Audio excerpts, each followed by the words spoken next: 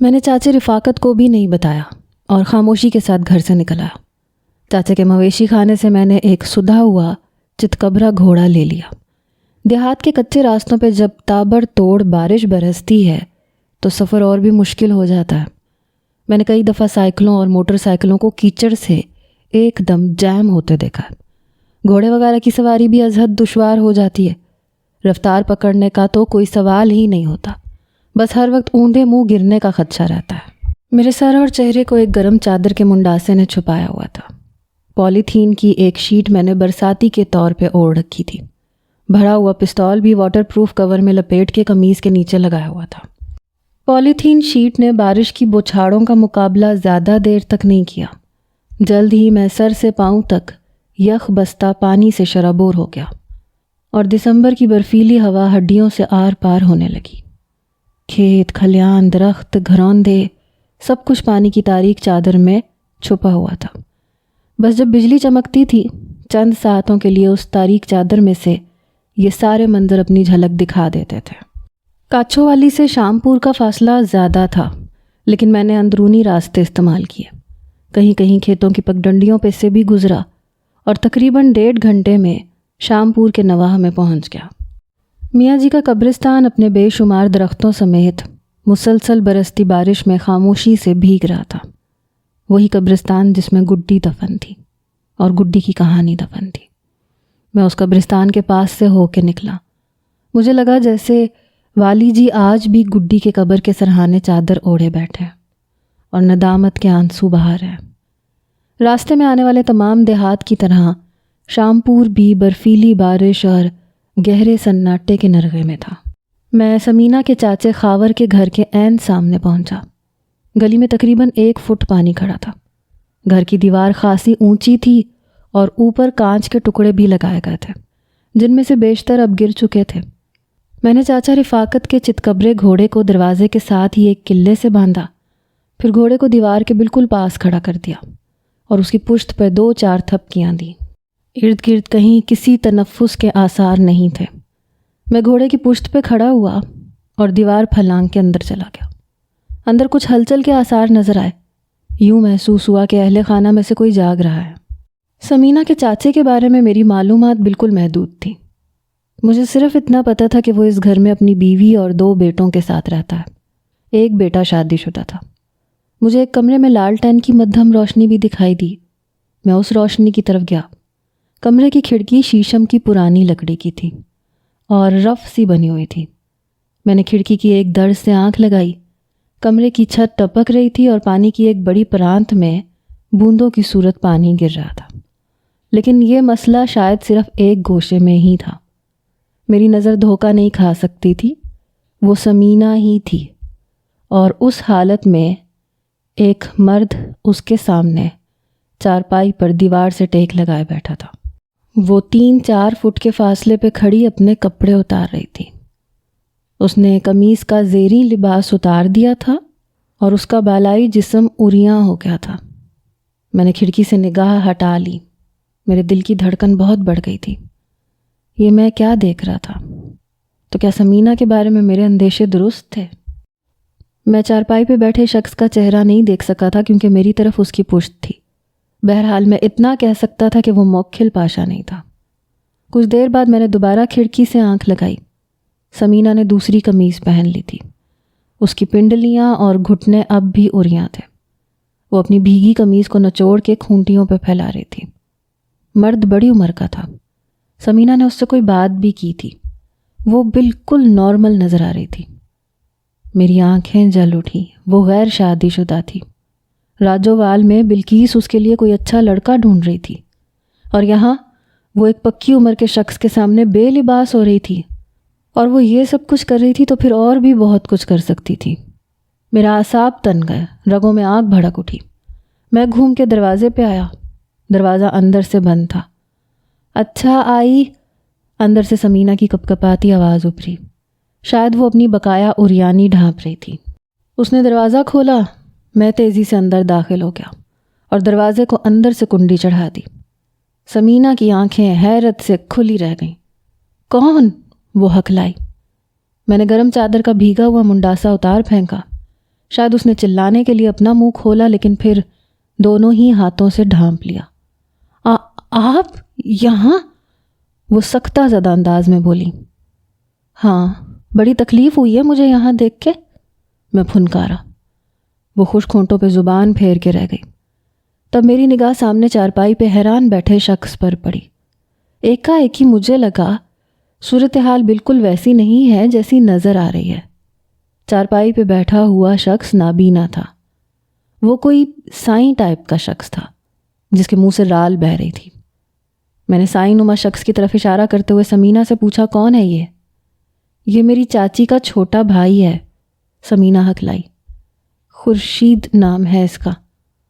تم یہاں کیا کر رہی ہو؟ وہ اصل میں ساتھ والے کمرے میں سو رہی تھی۔ بارش کی وجہ سے اس کی ساری چھت ٹپکنے لگی تو میرے کپڑے بھی بھیگ گئے ہیں۔ اب میں نے چاچے اور چاچی کے کمرے میں جا کے لیٹنا تھا۔ میں یہاں کپڑے بدلنے کے لیے آئی ہوں۔ خورشید کو نظر نہیں آتا نا؟ خورشید ہکا بکا بیٹھا تھا، اس کا منہ کھلا ہوا تھا۔ یہ کون ہے چھیمو؟ اس نے بے ڈھنگی سی آواز میں سمینہ سے پوچھا۔ یہ چودھری صاحب ہیں، شاہ خاور، مجھ سے ملنے آئے ہیں، تم آرام سے لیٹ جاؤ۔ سائیں نما خورشید نے اپنی رال پونچھی، سمینہ سے مخاطب ہو کے ہونک انداز میں بولا، یہ باداموں والی برفی بھی لے کے آئے ہیں؟ نہیں، یہ برفی نہیں لائے، تم آرام سے سو جاؤ۔ خورشید وہیں پہ کھسک کے لیٹ گیا۔ اس کی بے نور آنکھیں چھت کو دیکھ رہی تھیں اور چھت پہ تواتر سے بارش کا پانی گر رہا تھا۔ گھر کے باقی کمروں میں خاموشی تھی۔ اس کا مطلب تھا کہ مکین سو رہے ہیں۔ سمینہ سخت سہمی ہوئی ایک گوشے میں کھڑی تھی۔ اس کی نظریں جھکی ہوئی تھیں۔ میں نے اسے گھورتے ہوئے کہا، تو تم نے مجھے شہوار کو قتل کرتے ہوئے دیکھا ہے۔ اس کا سر بدستور جھکا رہا۔ بھیگے بالوں کی لٹیں اس کی شفاف گردن سے چپکی ہوئی تھیں۔ میں پھنکارا، میری بات کا جواب کیوں نہیں دے رہی ہو؟ تم نے مجھے اس حالت میں دیکھا تھا کہ میں شہوار پہ چڑھا ہوا تھا، اسے چھریاں مار رہا تھا اور وہ لہو لہان میرے نیچے تڑپ رہی تھی۔ سمینہ کی آنکھوں سے ٹپ ٹپ آنسو گرنے لگے۔ میں نے اسے سر کے بالوں سے پکڑ لیا۔ میرے ساتھ یہ ظلم کیوں کیا تم نے؟ کس کے کہنے پہ کیا؟ میں نے کیا برائی کی تھی تمہارے ساتھ؟ کیا نقصان پہنچایا تھا تمہیں؟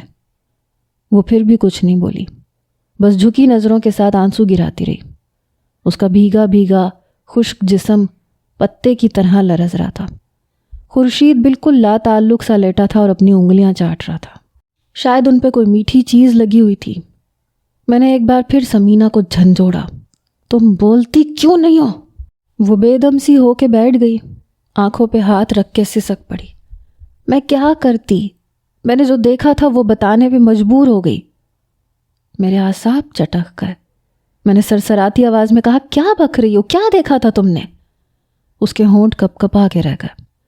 میں نے اس کے سر کے بالوں کو اپنے ہاتھ کے گرد بل دیا اور ایک بار پھر زور سے جھنجھوڑا۔ کیا دیکھا تھا تم نے؟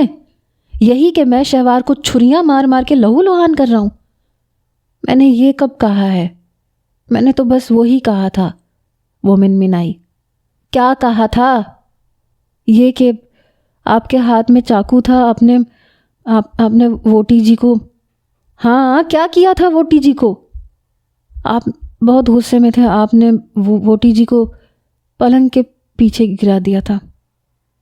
ایک دم میرا دماغ سنسنا اٹھا۔ ایک ہی لہجے میں میں سمجھ گیا کہ سمینہ یہ کیا بات کہہ رہی ہے۔ اس کے بالوں پہ سے میری گرفت کمزور پڑ گئی۔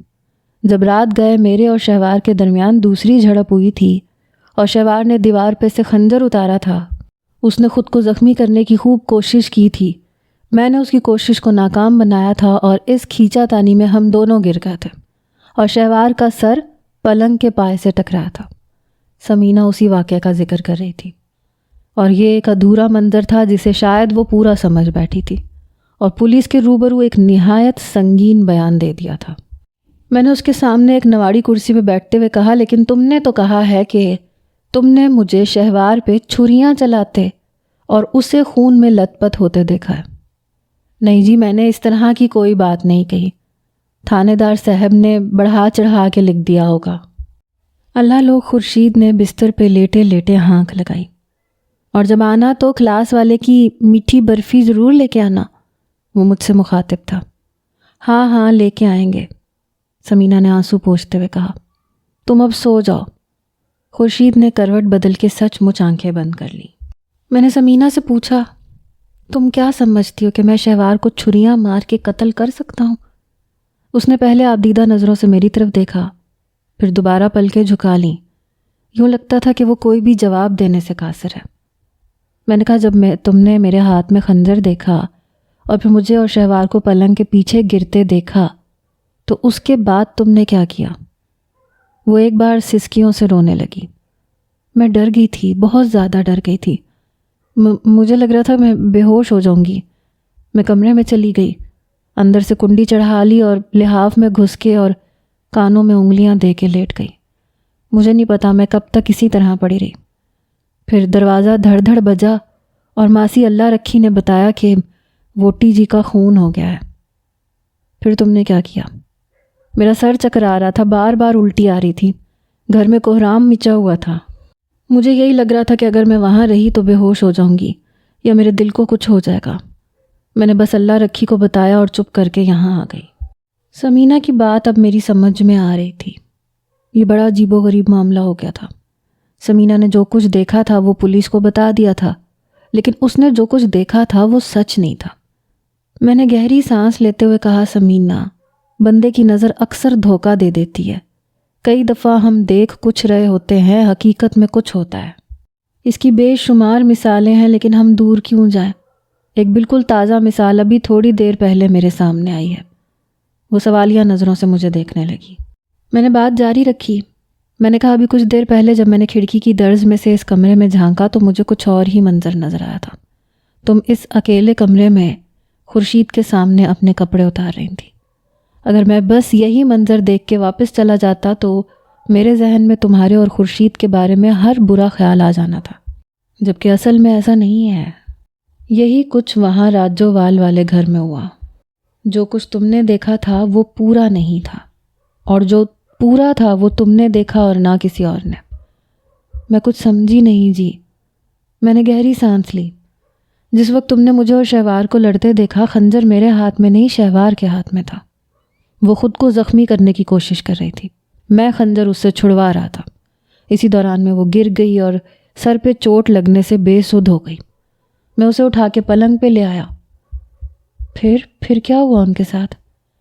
समीना, तुम्हारी तरह मुझे भी कुछ पता नहीं। मेरी बात पे यकीन करना, क्योंकि यही सच है। मैंने उसके साथ कुछ नहीं किया। उसके साथ जो कुछ हुआ है वो इस वाक़े के तकरीबन 1.5-2 घंटे के बाद हुआ है। समीना परेशान उलझी हुई नज़रों से मेरी तरफ देखती रही। मैंने उसे वो सब कुछ बताया जो उस मनहूस रात में हुआ था। शहवार को चोट लगने के बाद मेरा रवैया तब्दील होना, हम दोनों में किसी हद तक सुलह हो जाना, और फिर सुबह मुंह अंधेरे मेरा तैमूर के साथ निकल जाना। मैंने सब कुछ समीना के गोश गुजार कर दिया। वो हैरत के आलम में सुनती रही। उसकी आंखों में आंसू चमकते रहे। अचानक कमरे का बंद दरवाज़ा एक धमाके से खुला। उसकी बंद कुंडी उखड़ के दूर जा गिरी। मेरी निगाह सबसे पहले एक राइफल पर पड़ी। ये राइफल एक ढाटा पोश शख्स के हाथ में थी। इससे पहले कि ढाटा पोश शख्स का मुंह खुलता और वो मुझे ख़तरनाक नताइज की धमकी दे के हाथ उठाने का हुक्म देता या इस किस्म की कोई और हरकत करता, मैं बरक रफ्तारी से उसके ऊपर जा पड़ा। राइफल ने धमाके से शोला उगला और गोली कमरे के कच्चे फर्श में धंस गई। मैंने सर की भरपूर ज़रब ढाटा पोश के चेहरे पे रसीद की। वो डकराता हुआ उस चारपाई पे जा गिरा जहां मस्त हाल में खुर्शीद नीम गनूदगी में था। तूफ़ानी ज़रब के सबब राइफल हमलावर के हाथ से निकल गई थी। इसी असना में एक दूसरा शख्स नज़र आया। उसका हाथ होल्स्टर से बाहर आ रहा था और हाथ में स्याह पिस्टल था। मैंने राइफल को लाठी की तरह इस्तेमाल करते हुए दस्ते की तरफ से उसके हाथ पे चोट लगाई। पिस्टल उसके हाथ से निकला और हवा में उड़ता हुआ दिखाई दिया। इसके साथ ही समीना और खुर्शीद के चिल्लाने की आवाज़ें मेरे कानों में पड़ी। समीना सहम के एक गोशे में सिमट गई थी। यही वक्त था जब मेरी नज़र दरवाजे से गुजर के घर के सहन की तरफ गई। मुझे अंदाज़ा हुआ कि 2-3 मज़ीद अफराद तेज़ी से कमरे की तरफ आ रहे थे। ये कौन थे? पुलिस के सादा पोश, या मेरे ससुर आसिफ जाह के हरकारे, या फिर मोखिल पार्टी के लोग? इस सवाल का जवाब हासिल करने के लिए वक्त दरकार था, और मेरे पास वक्त बिल्कुल नहीं था। 1 सेकंड भी नहीं था। یہ بس فیصلے کا لمحہ تھا، اور یہ فیصلہ کرنا تھا کہ مجھے رکنا ہے یا بھاگ جانا ہے۔ رکنے میں نقصان کے علاوہ اور کچھ بھی نظر نہیں آ رہا تھا۔ دوسرے دھاٹا پوش شخص نے پھرتی سے اپنے گرے ہوئے پسٹل تک پہنچنے کی کوشش کی۔ میں نے لات چلا کے اسے برآمدے میں پھینک دیا۔ پہلے ڈھاٹا پوش کے قدموں کے قریب 2 فائر کرنے کے بعد میں نے کھڑکی سے جست لگائی اور باہر آ گیا۔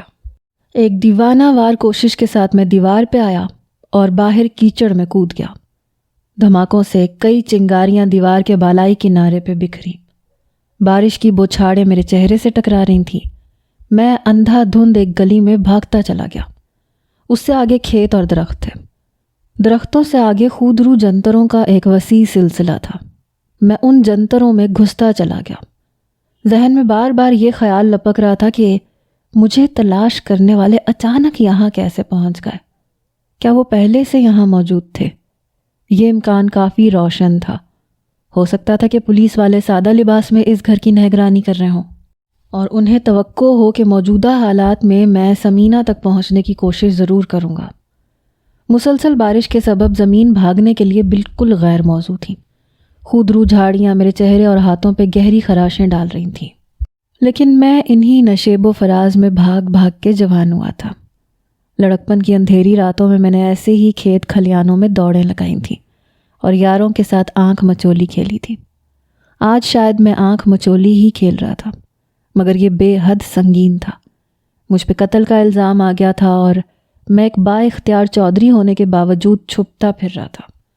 مجھے اپنے عقب میں ہوائی فائرنگ کی آواز سنائی دی۔ یقیناً کچھ لوگ میرے تعاقب میں بھی آئے تھے، مگر میں جلد ہی ان کی پہنچ سے دور نکل گیا۔ میرا گھوڑا وہیں گاؤں کی گلی میں بندھا رہ گیا۔ میرے پاس اپنا پستول موجود تھا، اس لیے میں نے حملہ آور سے چھینی ہوئی رائفل وہیں ایک جوہڑ میں پھینک دی۔ کچھ ہی دیر بعد مجھے ایک ٹریکٹر ٹرالی نظر آ گئی۔ بجلی کی چمک نے ٹرالی کو نمایاں کیا تو اس پہ 2 کسان چارے کے بہت سے گٹھوں سمیت بیٹھے ہوئے نظر آئے۔ میں نے ان سے درخواست کی اور انہوں نے دیہی علاقوں کی مخصوص سادہ لوہی کے ساتھ مجھے سوار کر لیا۔ تاریکی کے سبب میرے چہرے کی خونی خراشیں وغیرہ ان کی نظروں سے اوجھل رہیں۔ رات کے آخری پہر میں ایک بار پھر کاچھو والی میں تیمور کے پاس پہنچ چکا تھا۔ چاچا رفاقت میری غیر موجودگی سے بے خبر نہیں رہے تھے۔ انہوں نے ناراضگی کا اظہار کرتے ہوئے کہا، تمہیں ایسا نہیں کرنا چاہیے تھا۔ تمہیں پتہ بھی ہے کہ لمبڑ برادری کے لوگ اور پولیس والے ہر جگہ تمہیں ڈھونڈ رہے ہیں۔ پھر انہوں نے غور سے میرے چہرے کی خراشوں کو دیکھا۔ کہنے لگا، لگتا ہے تمہارا کسی سے ٹاکرا ہوا ہے۔ اس سے پہلے کہ میں کچھ جواب دیتا، تیمور نے پوچھا، گھوڑا کہاں ہے؟ گھوڑا وہیں رہ گیا، شامپور میں۔ پھر میں نے تفصیل سے سب کچھ تیمور اور چاچا رفاقت کے گوش گزار کر دیا۔ ساتھ ساتھ میں انگیٹھی پہ خود کو اور اپنے گیلے کپڑوں کو سینکتا رہا۔ سمینہ سے اپنی ملاقات اور مکالمے کا سارا احوال میں نے انہیں سنایا اور بتایا کہ سمینہ نے میرے خلاف بیان کیوں اور کس وجہ سے دیا۔ آخر میں نے اچانک اندر گھس آنے والے بندوں کا ذکر کیا اور ان کے چنگل سے نکلنے کی تفصیل بتائی۔ اس ساری رداد میں تیمور اور چاچا رفاقت کے لیے پریشانی کی ایک ہی بات تھی، اور وہ یہ کہ جس گھوڑے پہ میں گیا تھا وہ وہیں رہ گیا تھا۔ چاچا رفاقت نے کہا کہ پولیس اب گھوڑے کے ذریعے اپنی تفتیش آگے بڑھانے کی کوشش کرے گی۔ ہمارے پنڈ میں چتکبرے گھوڑے 4-5 ہی ہیں، ان میں سے 2 میرے پاس ہیں۔ داغ کی وجہ سے بھی مصیبت پڑ سکتی ہے۔ داغ اس نشانی کو کہتے ہیں جو جانوروں کی شناخت کے لیے ان کے جسم پہ بنایا جاتا ہے۔ عام طور پر ایک طویلے یا مویشی خانے کے جانوروں کا داغ ایک جیسا ہی ہوتا ہے۔ کچھ دیر تک اس موضوع پہ بات ہوتی رہی، پھر چاچا رفاقت نے گفتگو کا رخ موڑتے ہوئے کہا، بہرحال ایک بات تو امید دلانے والی ہوئی ہے۔ سمینہ کے سامنے اصل صورتحال آ گئی ہے۔ اگر وہ تھوڑی سی دلیری دکھائے اور اپنا نیا بیان لکھوا دے تو کیس کافی کمزور پڑ سکتا ہے۔ حقیقت میں یہ سمینہ کا بیان ہی ہے جس نے تمہیں اتنی بری طرح پھنسایا ہے۔ لیکن یہاں مسئلہ یہ بھی ہے کہ مخالف پارٹی سمینہ پہ اثر ڈالے گی، تیمور نے کہا، اور مخالف پارٹی تو رہی ایک طرف، خود پولیس بھی پارٹی بنی ہوئی ہے۔ اب دیکھیں نا، سمینہ کا بیان کچھ اور طرح کا تھا، مگر اسے توڑ مڑوڑ کے لکھا کچھ اور طرح گیا ہے۔ میں نے کہا، میرا خیال تو یہ ہے کہ ہم جتنی جلدی کسی اچھے وکیل کا انتظام کر لیں اتنا بہتر ہے۔ وکیل ہی ہمیں مشورہ دے گا کہ ہم سمینہ کو آلے دوالے کے پریشر سے کس طرح بچا کے رکھیں۔ دیکھیں جی، اگر تو سمینہ عقل مند ہوئی، وہ اپنے بدلے ہوئے بیان کے بارے میں ابھی کسی کو کچھ نہیں بتائے گی، مگر مسئلہ تو یہ ہے کہ وہ سیدھی سادی کڑی ہے، اسے ان قانونی چکروں کا کیا پتہ۔ چاچا رفاقت نے اپنی رائے کو خود ہی رد کرتے ہوئے نفی میں سر ہلایا۔ میرا دل اس وقت کافی اچاٹ تھا، کچھ کھانے پینے کو بھی دل نہیں چاہ رہا تھا۔ زندگی میں کبھی سوچا نہیں تھا کہ مجھ پہ اس طرح قتل کا الزام لگے گا اور میں اپنی جان بچاتا پھروں گا۔ کہتے ہیں کہ دفعہ 302 ایسی بلا ہے کہ اسے ہرے بھرے درخت پہ بھی لکھ دیا جائے تو وہ بھی تھوڑے عرصے میں سوکھ کے کانٹا ہو جاتا ہے۔ اس کہاوت کی حقیقت مجھے اب معلوم ہو رہی تھی۔ صبح چاچا رفاقت نے زبردستی دہی اور پراٹھے کا ناشتہ کرایا۔ وہ خود بھی پریشان تھے لیکن مجھے تسلی دینے کی کوشش کر رہے تھے۔ شام تک ہمیں کچھ تسلی ہو گئی، لگ رہا تھا کہ شاید چتکبرے گھوڑے والا معاملہ زیادہ خطرناک ثابت نہ ہو۔ میرے اور تیمور کے کپڑے پچھلے چند دنوں میں برباد ہو گئے تھے۔ چاچا رفاقت کہیں سے ہم دونوں کے لیے ہمارے ناپ کے 2 جوڑے لے آئے، ساتھ میں شیو کے لیے ریزر اور بلیڈ وغیرہ بھی تھے۔ ہم نے کئی دنوں کے بعد نہا کے کپڑے پہنے۔ چاچا رفاقت نے ملازمہ سے مٹروں والے چاول اور دیسی مرغی کا قورمہ بنوایا۔ ابھی ہم نے 2 لقمے ہی لیے تھے کہ دروازے پہ دستک ہوئی۔ ایسی ہر دستک ہماری رگوں میں خون کی گردش تیز کر دیتی تھی۔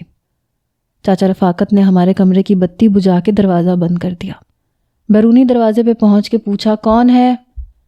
دروازہ کھولو جی۔ باہر سے ساجے کیٹو کی آواز سنائی دی۔ ہمیں کچھ اطمینان ہوا، لیکن یہ اطمینان زیادہ دیر قائم نہیں رہا۔ کیٹو اندر آیا، اس کے چہرے پہ ہیجانی کیفیت طاری تھی، پاؤں اور جوتے کیچڑ میں لتھڑے ہوئے تھے۔ بلب کی روشنی میں اس نے بڑے غور سے میرا چہرہ دیکھا، کہنے لگا، یہ کیا ہوا ہے خاور؟ میری تو کچھ سمجھ میں نہیں آ رہا۔ خیریت تو ہے؟ میں نے پوچھا۔ ابھی بھی پوچھ رہے ہو خیریت ہے؟ اس کا گلا رندا ہوا تھا۔ یار کچھ منہ سے بھی تو بولو، واقعی تمہیں کچھ نہیں پتا، وہ لرزاں آواز میں بولا۔ اس کے لہجے میں ہلکا سا طنز بھی تھا۔ مجھے کچھ نہیں پتا، تم بکواس کرو، کیا ہوا ہے؟ میں نے اس کا کندھا جھنجھوڑا۔ سمینہ قتل ہو گئی ہے اور شامپور میں سب کہہ رہے ہیں کہ اسے بھی تم نے مارا ہے۔ میرے سر پہ جیسے کسی نے 1000 پاؤنڈ وزنی بم گرا دیا۔ تیمور کا چہرہ بھی سختہ زدہ رہ گیا۔ مجھے اپنی ٹانگوں سے جان نکلتی محسوس ہوئی۔ میں بے دم سا ہو کے چارپائی پہ بیٹھ گیا۔ یہ کیا کہہ رہے ہو تم؟ میں کراہا، وہی جو ساری دنیا کہہ رہی ہے۔ سمینہ کے سینے میں 2 گولیاں لگی ہیں، وہ گھر میں ہی مر گئی تھی۔ آج صبح سویرے پولیس تمہاری والدہ اور بہن عارفہ کو بچے سمیت پکڑ کے تھانے لے گئی تھی۔ ابھی کچھ دیر پہلے بیگم بلقیس انہیں بڑی مشکل سے گھر لے کے آئی ہیں، پر لگتا ہے کہ پولیس والے انہیں صبح پھر لے جائیں گے۔ یہ سب کیا ہو رہا ہے یار؟ ہماری تو کچھ سمجھ میں نہیں آ رہا۔ میں سر پکڑ کے بیٹھ گیا۔ ابھی ایک بھنور سے نکل نہیں پائے تھے، دوسرے نے جکڑ لیا۔ یا اللہ، یہ کن گناہوں کی اتنی سخت سزا مل رہی ہے؟ میں نے دل ہی دل میں فریاد کی۔ کیٹو کی آبدیدہ نظریں بدستور میرے چہرے پہ جمی تھی۔ وہ جیسے میرے تاثرات سے اندر کے حالات جاننے کی کوشش کر رہا تھا۔ کیا تم نے خود لاش دیکھی ہے؟ میں نے پوچھا۔ کیسی بات کر رہے ہو؟ میری مت ماری گئی تھی جو میں لاش دیکھنے شامپور جاتا؟ پولیس ہر جگہ تمہیں کھوجتی پھر رہی ہے۔ جس کسی سے تمہارا تھوڑا بہت بھی میل جول رہا ہے اسے پکڑا جا رہا ہے اور الٹا لٹکایا جا رہا ہے۔ میں کل صبح سویرے سے نکلا ہوں، ابھی تک گھر نہیں گیا۔ میری بھی سمجھ میں کچھ نہیں آ رہا، کیا ہو رہا ہے؟ میں نے کراہتے ہوئے کہا۔ میں کل رات شامپور ضرور گیا تھا، سمینہ سے بھی ملا ہوں، لیکن اس ملاقات کی سزا سمینہ کو موت کی صورت میں ملے گی یہ میں نے سوچا بھی نہیں تھا۔ مجھے محسوس ہوا کہ میری آنکھوں میں آتشی آنسو جمع ہو گئے، سینے میں شعلے سے بھڑکنے لگے۔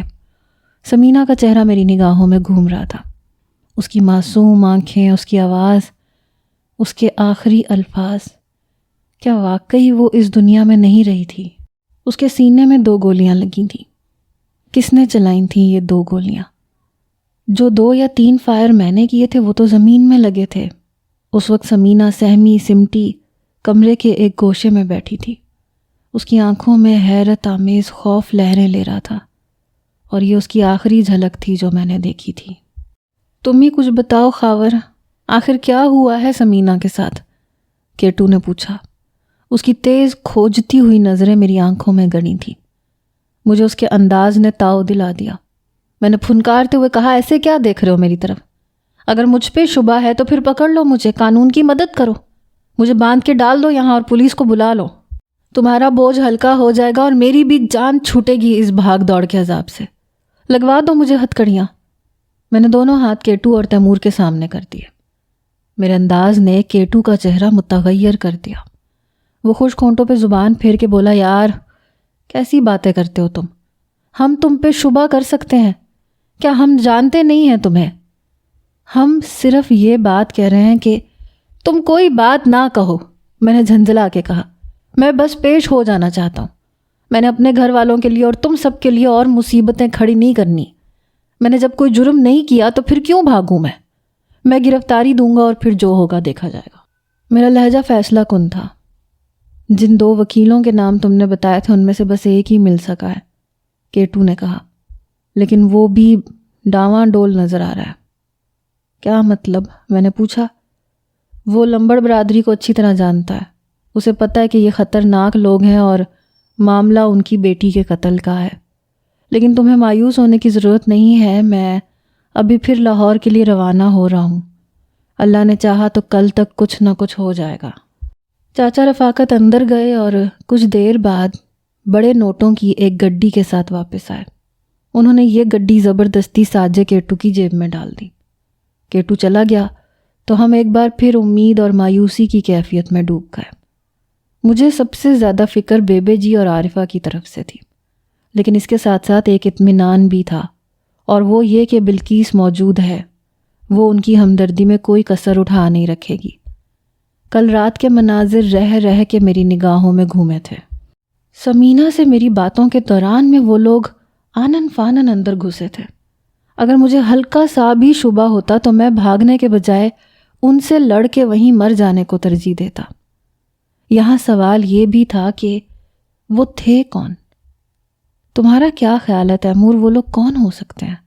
میں نے پوچھا۔ لگتا تو یہی ہے، میاں وارث نے گھر کے آس پاس اپنے اہلکار چھپائے ہوئے تھے۔ اسے پتا تھا کہ سمینہ کے بیان نے تم کو ضرور تنگ کرنا ہے، اور ہو سکتا ہے کہ تم سمینہ کو جھنجھوڑنے کے لیے اس کے پاس آؤ۔ لیکن ایک بات شک میں ڈالتی ہے، اگر وہ پولیس والے تھے تو انہیں چہروں پہ ڈھاٹے باندھنے کی کیا ضرورت تھی؟ اور پھر سمینہ کا قتل؟ جب پولیس کسی کی دشمنی میں اتر آئے تو پھر کیا نہیں کر سکتی؟ اگر ان لوگوں نے تمہیں پھنسانے کا پکا ارادہ کیا ہوا ہے تو پھر وہ ہر کام کر سکتے ہیں۔ سمینہ کے مرنے سے ہمارے مخالفوں کو 2 فائدے ہوتے ہیں۔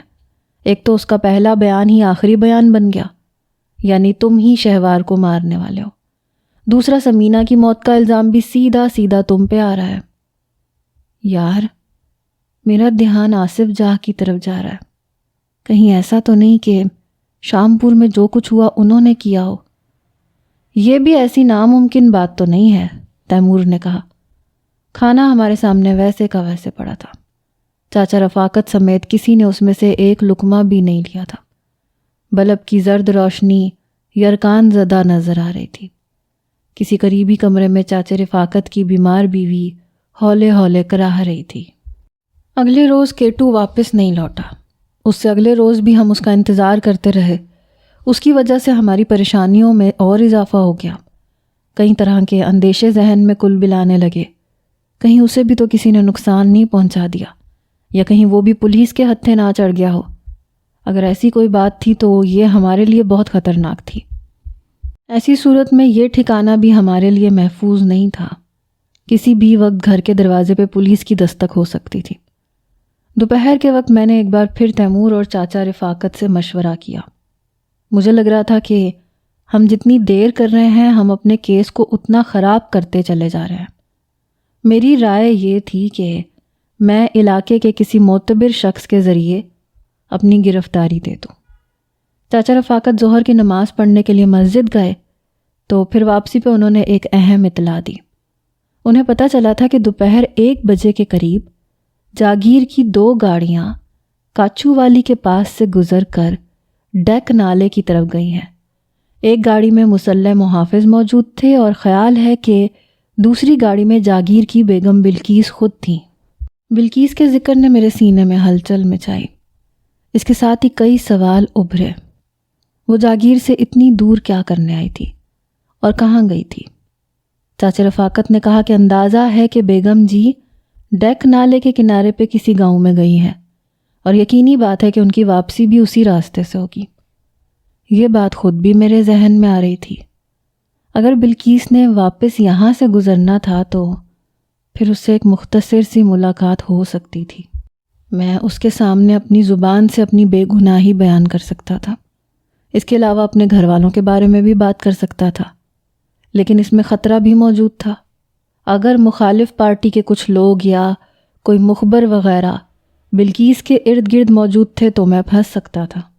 سوچ بچار کے بعد میں نے تیمور کے ساتھ باہر نکلنے کا فیصلہ کیا۔ سورج ڈھلتے ہی دھوپ غائب ہو گئی تھی، سرد ہوا چل رہی تھی۔ چاچا رفاقت کے پاس ایک تانگا موجود تھا۔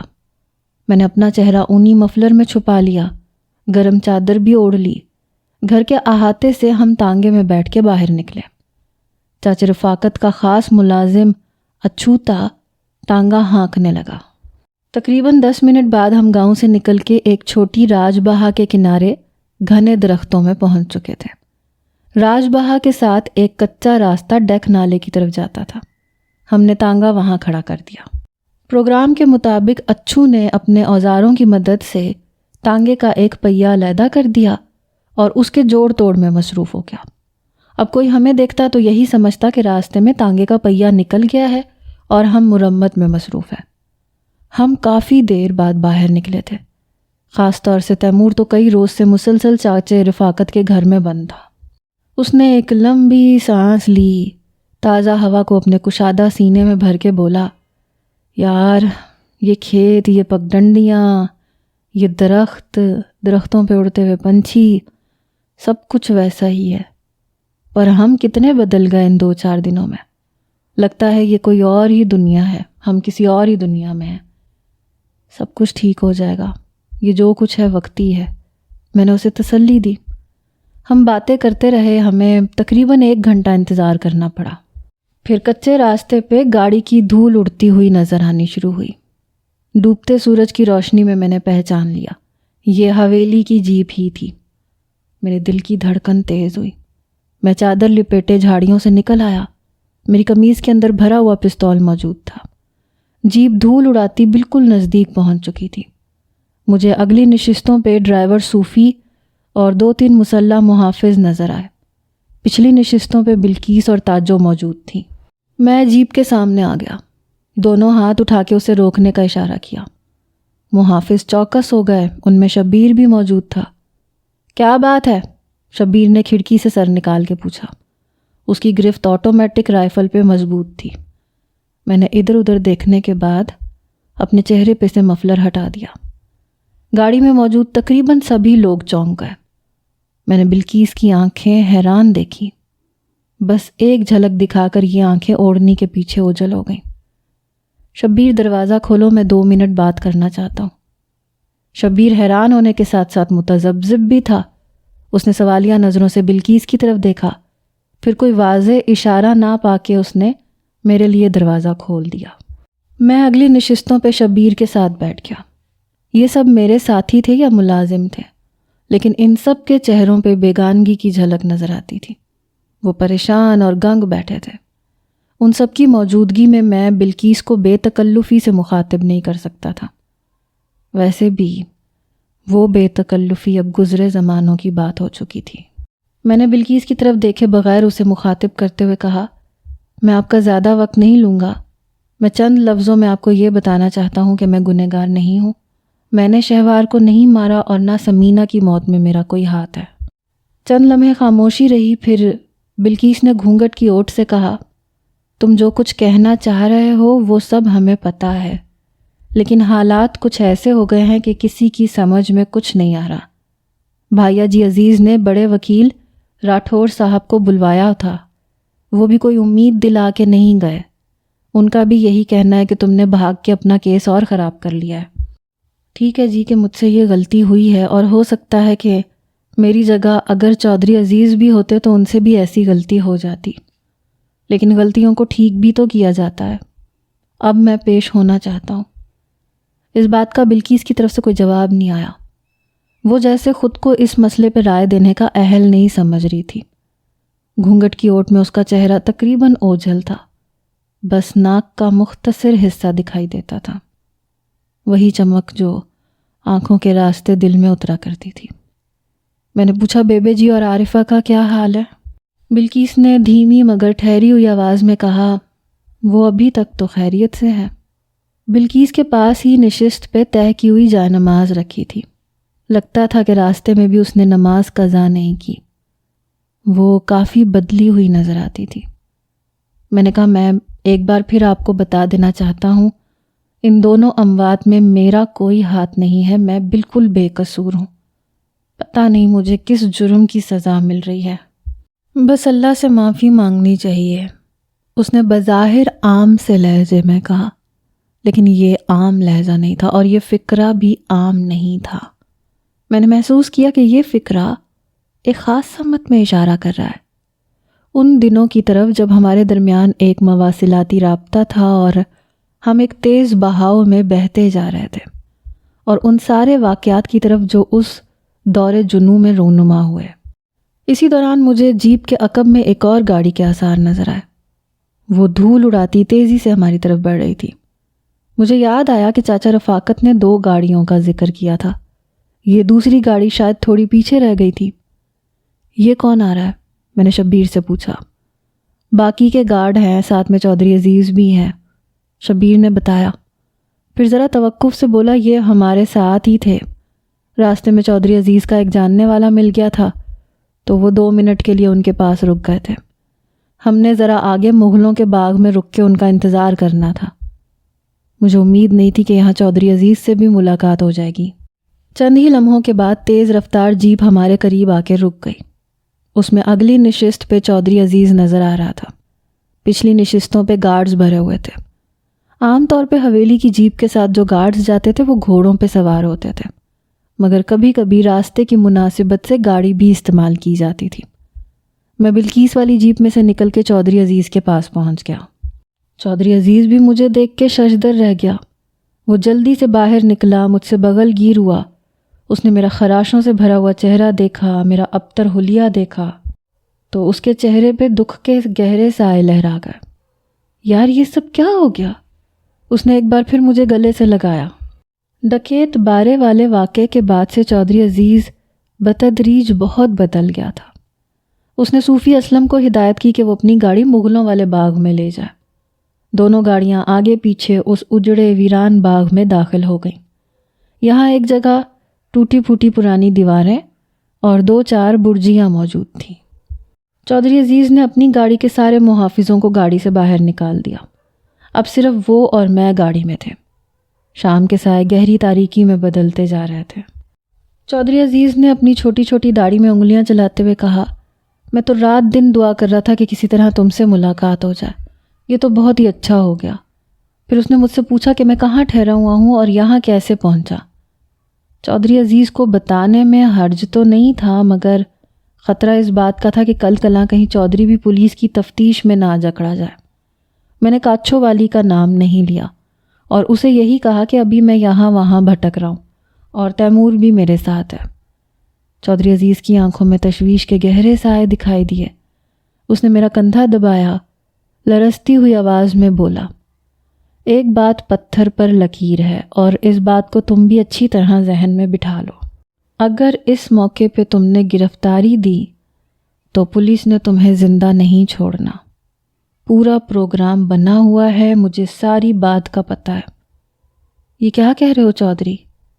وہی جو سچ ہے۔ یہ تو اللہ کا کوئی خاص کرم ہے جو میری اور تمہاری ملاقات ہو گئی۔ میری تو کچھ سمجھ میں نہیں آ رہا تھا کہ میں کیا کروں۔ چودھری کی آواز بدستور لرز رہی تھی۔ اس نے لہجہ مزید دھیما کرتے ہوئے کہا، اندر خانے موکھلوں اور لمبڑوں میں پورا گٹھ جوڑ ہو چکا ہے۔ میاں وارث نے ان کو یقین دلایا ہے کہ وہ اس ہلے گلے میں تمہیں ہر صورت پار کر دے گا۔ گرفتاری کے وقت پولیس مقابلہ بنا دیں گے یا حراست سے دوبارہ فرار کا ڈرامہ رچا دیں گے، یہ ان کے لیے بالکل مشکل نہیں ہے۔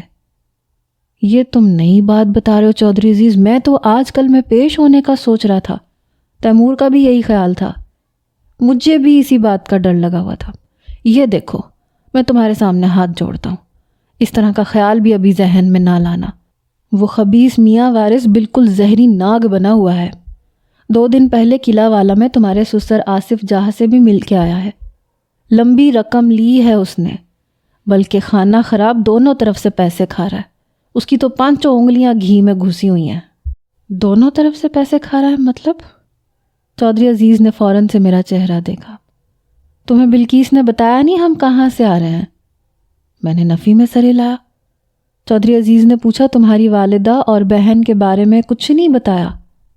میں چونک گیا، ایک بار پھر نفی میں جواب دیا۔ چودھری عزیز نے کہا آج صبح سویرے 5 بجے کے قریب انہیں پھر پولیس پکڑ کے لے گئی تھی۔ 9-10 بجے بلکیس نے اور میں نے بڑی مشکل سے ان کی جان چھڑوائی۔ میاں وارث نے پورا 70,000 روپے لیا ہے۔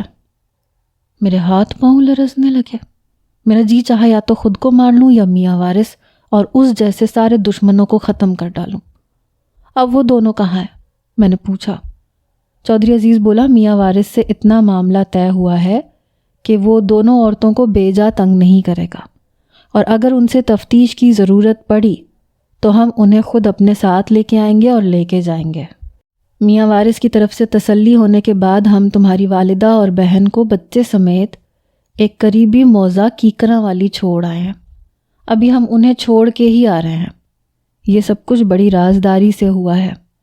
ان دونوں نے ٹوپی والے دیسی برقعے پہن رکھے تھے۔ شبیر کے سوا کسی محافظ کو بھی نہیں پتا کہ یہ عورتیں کون ہیں۔ یہاں بلکیس کی ایک خالہ زاد بہن ختیجہ رہتی ہیں، اس کے گھر میں وہ بالکل حفاظت اور آرام سے رہیں گی۔ وہاں راجوال میں کوئی مسئلہ تھا؟ ہاں، سب سے بڑا مسئلہ تو یہ موکھل اور لمبڑ ہے، خاص طور سے لمبڑ آصف جاہ۔ بلکیس کو اور مجھے ہر وقت یہ ڈر لگا رہتا تھا کہ آصف جاہ تمہارے گھر والوں کو کوئی نقصان نہ پہنچائے۔ وہ بالکل آگ بگولا ہو رہا ہے، اس کے کندھے سے ہر وقت رائفل لٹکی رہتی ہے اور وہ علاقے میں جیپ بھگاتا پھرتا ہے۔ اس کے 2 نہایت خطرناک کارندے بھی ہر وقت اس کے ساتھ ہوتے ہیں۔ چودھری عزیز نے مجھے آصف جاہ کے بارے میں اور بھی کئی باتیں بتائیں، جن سے پتہ چلتا تھا کہ اس نے میری تلاش میں دن رات ایک کیے ہوئے ہیں۔ چودھری عزیز سے 15-20 منٹ تک بات چیت ہوئی، اور اس بات چیت کے بعد یہ نتیجہ اخذ کرنا مشکل تھا کہ اپنی گرفتاری پیش کرنے کا فیصلہ نہایت خطرناک ثابت ہو سکتا ہے۔ چودھری عزیز نے میرا کندھا دباتے ہوئے کہا، لیکن خاور تمہیں زیادہ پریشان ہونے کی ضرورت نہیں ہے۔ جوں جوں وقت گزرے گا حالات ٹھیک ہونا شروع ہو جائیں گے، اور اگر نہ ہوئے تو تم کچھ دنوں کے لیے بالکل روپوش ہو جانا۔ ہم تمہاری جان کا خطرہ کسی طور مول نہیں لے سکتے۔ تمہارا نقصان جاگیر کا نقصان ہے۔ ابھی والی جی کی جاگیر کو اور ہم سب کو تمہاری بہت ضرورت ہے یار۔ اس نے ایک بار پھر جذباتی انداز میں میرا کندھا دبایا۔ اس نے مجھے ڈسکے کا ایک ٹیلی فون نمبر دیتے ہوئے کہا، اس نمبر پہ فراست علی نام کا ایک بندہ ہوگا، تم اس کو میرے لیے جو بھی پیغام دو گے وہ 1 گھنٹے کے اندر اندر مجھے مل جائے گا۔ گاؤں کی تازہ ترین صورتحال تمہیں فراست سے معلوم ہوتی رہے گی۔ تم جہاں بھی جاؤ وقتاً فوقتاً فراست کو فون کرتے رہنا۔ میں نے بھی تمہیں کوئی بھی پیغام دینا ہوا تو فراست کے ذریعے ہی دوں گا۔ میں نے کہا تمہاری یہ بات ٹھیک ہے کہ مجھے ابھی کچھ عرصے کے لیے روپوش ہو جانا چاہیے، لیکن اس معاملے کو زیادہ لمبا بھی نہیں کیا جا سکتا۔ میری خواہش تو یہ ہے کہ کسی بڑے پولیس افسر یا پھر کسی معتبر سیاسی بندے کے ذریعے گرفتاری دے دی جائے۔ وہ ہمیں اس بات کی ضمانت دیں گے کہ ہمارے ساتھ قانون کے مطابق سلوک ہوگا۔ مجھے یقین ہے چودھری عزیز کہ اگر ہم عدالتوں تک پہنچ گئے تو کامیاب ہو جائیں گے، ہماری بے گناہی ثابت ہو جائے گی۔ تم درست کہہ رہے ہو، پر اس کے لیے تھوڑا وقت چاہیے۔ میں اپنے طور پہ کچھ ایسے ضامن ڈھونڈنے کی کوشش کرتا ہوں جو گرفتاری دینے میں ہماری مدد کر سکیں، لیکن جب تک ہمیں تسلی بخش ضامن نہیں ملیں گے ہم نے میاں وارث کے قریب نہیں پھٹکنا۔ چودھری عزیز کا لہجہ حتمی تھا۔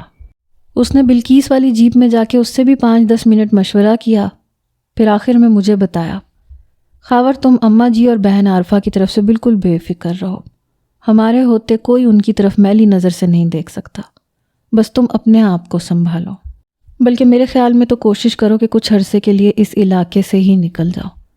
میں نے چودھری عزیز سے کہا کہ وہ کسی بھی طرح میرے سسر آصف جہاں سے ملاقات کرے اور میری طرف سے اس کا ذہن صاف کرنے کی کوشش کرے۔ چودھری عزیز نے کہا کہ وہ اگلے چند دن میں خود یا پھر کسی بندے کے ذریعے آصف جہاں سے ضرور بات کرے گا۔ اس مزید غمزدہ کر دینے والی ملاقات کے بعد بلقیس، چودھری عزیز اور ان کے گارڈز اپنے راستے پہ آگے بڑھ گئے، جبکہ میں تانگے کی طرف واپس آ گیا۔ وہاں سخت سردی میں تیمور اور اچھو میرا انتظار کر رہے تھے۔ رات کو انگیٹھی کے گرد بیٹھ کے ہاتھ سیکتے ہوئے میں نے چاچے رفاقت کو بلقیس اور چودھری عزیز سے ملاقات کی پوری تفصیل بتائی۔ یہ بات چاچا رفاقت کو بھی پسند آئی کہ بلقیس نے میری والدہ اور بہن کی جان پولیس والوں سے چھڑا کر انہیں ڈیک نالے کے کنارے ایک دور دراز گاؤں میں پہنچا دیا ہے۔ کیٹو کی واپسی ابھی تک نہیں ہوئی تھی، اس حوالے سے مختلف اندیشے ذہن میں سر اٹھا رہے تھے۔ کیٹو پہ ہمیں پورا اعتبار تھا، اس پہ کسی طرح کا شبہ کرنا بہت مشکل تھا۔ بس ذہن میں بار بار یہی خیال ابھر رہا تھا کہ اس کے ساتھ کوئی معاملہ نہ ہو گیا ہو۔ رات کو پریشانی کے عالم میں دیر تک کروٹیں بدلتا رہا۔ تیمور سو گیا تھا، وہ بس میری دوستی کی سزا بھگت رہا تھا۔ اگر تیمور بنگلہ ٹائیگر والے کیس کی تاریخ پہ نکلتے ہوئے میرا ہم سفر نہ ہوتا تو شاید آج اس حالت کو نہ پہنچتا۔ اچانک کچھ مدھم آوازوں نے مجھے چونکا دیا۔ میں لحاف سرکا کے اٹھا، ننگے پاؤں آوازوں کی سمت گیا۔ یہ آوازیں چاچا رفاقت کے کمرے سے ابھر رہی تھیں۔ یوں لگ رہا تھا کہ چاچے کی بیمار بیوی اس سے جھگڑ رہی ہے۔ میں کچھ اور آگے بڑھ کے دروازے کے پاس آیا تو آوازیں ذرا وضاحت سے سنائی دینے لگیں۔ چاچی کہہ رہی تھیں ہونا ہوانا کچھ بھی نہیں ہے، ان کے ساتھ تمہیں بھی ہتکڑیاں لگنی ہیں اور مجھے بھی یہاں ایڑیاں رگڑ رگڑ کے مرنا ہے۔ کوئی چھوٹا موٹا جرم ہوتا تو کوئی بات بھی تھی، تم خود بتا رہے ہو کہ ان پہ قتل کا معاملہ بنا ہوا ہے۔ ٹھیک ہے کہ اس کے پیو سے تمہاری یاری دوستی تھی، پر اس یاری دوستی کے لیے اپنا آپ برباد کر لینا کہاں کی عقل مندی ہے؟ وہ آہستہ بول، اللہ دی بندی، وہ سن نہ لیں۔ وہ سنتے ہیں تو سن لیں، مجھے کسی کی پرواہ نہیں۔ جو جمع پونجی تھی وہ تو تم نے ان کے ہاتھ میں پکڑا دی وکیل کرنے کے لیے، اب اور کی لوڑ پڑے گی تو بھینس اور گھوڑے بیچنا شروع کر دینا تم۔ چاچے کی بیوی تڑک کے بولی۔ میں کہتا ہوں چپ کر جا، تو میرے معاملوں میں نہ بول۔ کیوں نہ بولوں؟ چاچا کی بیوی نے فکرہ مکمل نہیں کیا تھا کہ اسے کھانسی کا دورہ پڑ گیا۔ یوں لگتا تھا کہ اس کا دم الٹ گیا ہے۔ چاچا رفاقت اسے پانی وغیرہ پلانے میں مصروف ہو گیا۔ صبح ابھی گاؤں کی مسجد سے اذان کی آواز ابھری نہیں تھی۔ میں اور تیمور بڑی خاموشی کے ساتھ اپنے محسن چاچے رفاقت کے گھر سے نکل آئے۔